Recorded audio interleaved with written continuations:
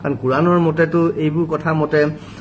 সূৰা 17 আয়াত 64 সূৰা 31 আয়াত 6 আৰু হাদিস বুখাৰী মতে 5590 মতে সংগীত হাৰাম জুবিনৰটো সংগীত শিল্পী নাই তেওঁ সংগীতেই তেওঁৰ পৰিচয় সংগীতেই তেওঁৰ ভগৱান সংগীতেই তেওঁৰ সাধনা তেওঁ এজন সাধক তেওঁ এজন যোগী আপোনালোকে আসলে কৰিলে কি এফালে কয় সংগীত হাৰাম আনফালে আকৌ সেই সংগীতক জীৱনৰ একমাত্ৰ বৰ্ড বুলি লোৱা মানুহজনক সেইখন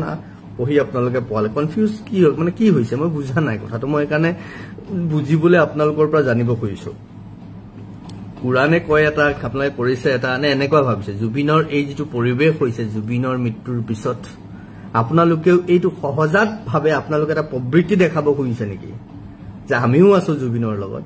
জুবিনৰ মৃত শৰীৰৰ আপোনালোকে ফুল দিছে আপোনালোকে চাকি বন্তি জ্বলাইছে আপোনালোকৰ ইছলামত হাৰাম আমি ভাল পাইছো কিন্তু কাৰণ আপোনালোকে একো নহলেও সেৱা কৰিছে পূজা কৰিছে শ্ৰদ্ধাঞ্জলি জ্ঞাপন কৰিছে হেডছ অফ ভাল পাইছো সদায় কৰিবনে এতিয়াৰ পৰা আমাৰ মন্দিৰবিলাক নাভাঙো বুলি ক'ব পাৰিবনে কাৰণ মন্দিৰত আমি তেনেকৈ পূজা কৰো সেৱা কৰো চাকি জ্বলাও আমি আপোনালোকক ধন্যবাদ দিছো যে আপোনালোকে নতুন পৰম্পৰা আৰম্ভ কৰিছে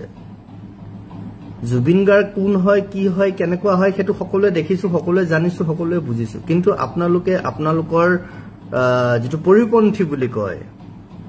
মূৰ্তি পূজা নকৰে চাকি নজ্বলায় কতো সেৱা নকৰে শ্ৰদ্ধাঞ্জলি নজনায় এখানে আপোনালোকে দুৰ্গা পূজা নকৰে কালী পূজা নকৰে না আমাৰ আপোনালোকে হেবলি শয়তান বুলি ভাবে বহুতে আমাৰ মন্দিৰবিলাক ভাঙি দিয়ে এতিয়া আমি কৰিলে নহয় জুবিনক যত